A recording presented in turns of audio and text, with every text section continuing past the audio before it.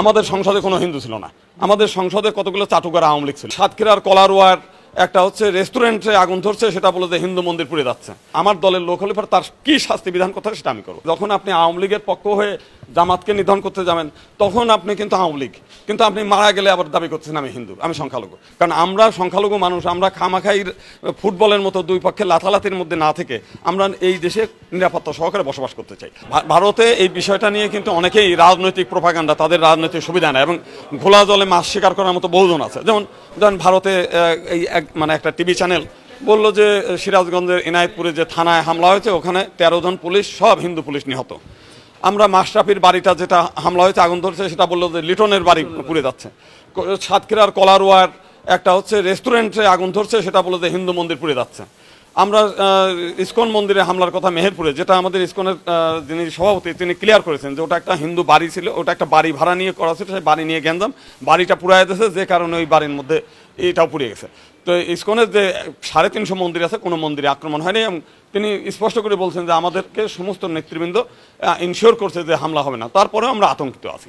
তো বিষয়টা হচ্ছে যে অনেকেই যারা ধরেন রাজনৈতিকভাবে আওয়ামী লীগের পক্ষে ছিল, আওয়ামী লীগের পক্ষে থেকে ছাত্র আন্দোলনের বিপক্ষেও কিন্তু বিবৃতি দিয়েছে একটা সংগঠন।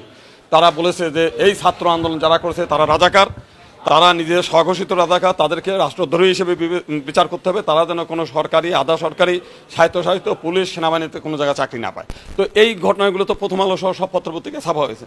তো আমি যখন আপনার বিপক্ষে বক্তব্য দেব, আপনার বিরুদ্ধে, যেমন আমাদের হারানচন্দ্র রায় নামে একজন ভদ্রলোক রংপুরে, তিনি ওবায়দুল কাদের হুকুম দিয়েছে ছাত্রলীগ, যুবলীগ, আওয়ামী লীগ সব রুখে দাঁড়ান। তিনি ছাত্র আন্দোলন দমন করার জন্য সেখানে রুখে দাঁড়াইছে, ইট পাটকেল ছুটছে, তারাও ইট পাটকেল ছুটছে, সেখানে পিটিয়ে তাকে হত্যা করছে। এখন এটা তো পক্ষ প্রতিপক্ষকে হামলা করছে। যখন আপনি আওয়ামী লীগের পক্ষ হয়ে জামাতকে নিধন করতে যাবেন তখন আপনি কিন্তু আওয়ামী লীগ, কিন্তু আপনি মারা গেলে আবার দাবি করছেন আমি হিন্দু, আমি সংখ্যালঘু। এই যে দ্বৈত নীতিটার জন্যই আসলে কিন্তু আমরা ক্ষতিগ্রস্ত হচ্ছি। আমি বারবার এই কথা বলছি, যদি আপনি আওয়ামী লীগ হন তাহলে প্রতিপক্ষের সঙ্গে লড়াই করবেন, লড়াই মারা গেলে আপনি কিন্তু জাস্ট সেই দলের সৈনিক, তখন আপনি হিন্দু হিসেবে আপনি পরিচয় দিতে পারবেন না।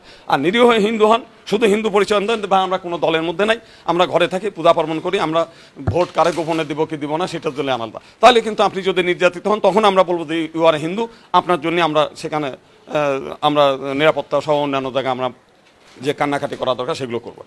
মূলত আমাদের মধ্যে এই দ্বৈত নীতির মধ্যে কাজ করছে। আজকে কিন্তু যারা নির্যাতিত হচ্ছে শুধু আওয়ামী হিন্দুরা মরতেছে না, আওয়ামী মুসলিমদের বাড়িঘরেও হামলা হচ্ছে। আপনি এটা তো রাজনৈতিক ব্যাপার। তো এই বিষয়গুলো নিয়ে বিভিন্ন জন নানাভাবে ঘোলা করে, অনেক কিছুই করে। তো সেইটার জন্য সেই আমিরে জামাত সেই কথাই বললেন যে যাতে এই জিনিসগুলো প্রোপাগান্ডা বাদ দিয়ে প্রকৃত যারা ঘটনা ঘটায় সঙ্গে সঙ্গে ধরবেন, যদি আমার পরিচয় নিশ্চিত করবেন, আমার দলের লোক হলে তার কি শাস্তি বিধান করতে হয় সেটা আমি করবো। তা আমরা তো এইভাবেই নিশ্চয়তাটা চাই। আজকে আমরা দেখলাম যে পিরোজপুর না কোন একটা জায়গায় সেখানে যুবলীগ এবং আওয়ামী লীগের ছেলেপেলেরা একটা গ্রামের সব হিন্দুদের বাড়ি ঘরে হামলা টামলা করেছে এবং তারা নিশ্চিত করে ভিডিওটা আসছে বিভিন্ন ফেসবুকে। তারা বলছে যে তাদের এই জমি জমা নিয়ে বিরোধ এখনই তার সুযোগ টানেছে। একজনের দেখলাম যে জার্সি গায়ে দিয়েছে, বিএনপির জার্সি গায়ে দিয়ে কোনো এক মন্দিরে হামলা করতে গেছে, সঙ্গে সঙ্গে তারা হাতে নাতে ধরছে। পরে দেখা গেল যে একজন টাকা দিয়ে তারা পাঠাইছে, সে মূলত আওয়ামী লীগের লোক। তো এখন মূল যে বিষয়টা না এগুলো হয়েছে, তো এখন কে ঘটনাগুলো ঘটাচ্ছে এগুলো আইডেন্টিফাইড হওয়া দরকার। কারণ আমরা সংখ্যালঘু মানুষ, আমরা খামাখাই ফুটবলের মতো দুই পক্ষে লাথালাতির মধ্যে না থেকে আমরা এই দেশে নিরাপত্তা সহকারে বসবাস করতে চাই। আরেকটা যে জিনিসটা যে আমাদের এক সাংবাদিক ভাই যেটা প্রশ্ন করছেন, একটা যৌক্তিক প্রশ্ন, সেটা হলো আমরা একটা সাংবিধানিক ইনশিওর চাই, আমরা জাতীয় সংসদে সংরক্ষিত আসন চাই, আমরা সংখ্যালঘু মন্ত্রণালয় চাই। এই বিষয়টা হলে কিন্তু আমরা মেরুদণ্ড শক্ত করে এই দেশে আমরা বসবাস করতে পারবো, আমরা এই করতে পারবো। আমাদের সংসদে কোনো হিন্দু ছিল না, আমাদের সংসদে কতগুলো চাটুকার আওয়ামী লীগ ছিল। আমি সে কথাটা বারবার বলছি, কোনো হিন্দু প্রতিনিধি নাই 1954 সালের পর থেকে, যে কারণে আজকে আমরা হিন্দুরা নির্যাতিত হলে পার্লামেন্টে আমরা কোনো কথা বলতে পারি না। কয়েকদিন আগে আমরা দেখছি যে সুইবার কলোনিতে হিন্দুদের প্রায় 120টা ছোট ছোট দোকান, ঘরের মতো ঘর, সেইগুলো ভেঙে দিয়েছে আমাদের মেয়র সাহেব, আওয়ামী লীগের মেয়র। না, কোনো হিন্দু কথা বলে নাই সেখানে। যে কথা বলেছে সেখানে জাতীয় পার্টির 2 ভদ্রলোক সেখানে কথা বলেছে, কোনো আওয়ামী লীগের কোনো হিন্দুরাও না, আওয়ামী লীগের কোনো এমপিরাও কথা বলে নাই। এটা আমাদের জন্য বেদনাদায়ক। হরিজন সম্প্রদায়, এবং সে কথা বলেছে হচ্ছে আপনার জাতীয় পার্টির যে মহাসচিব তিনি কথা বলেছেন এবং জাতীয় পার্টির চেয়ারম্যানও ওইখানে গিয়েছেন। তার মানে আমরা তো একটা অসহায় একটা মানুষ যে আমাদের কোনো প্রতিনিধি পার্লামেন্টে নাই।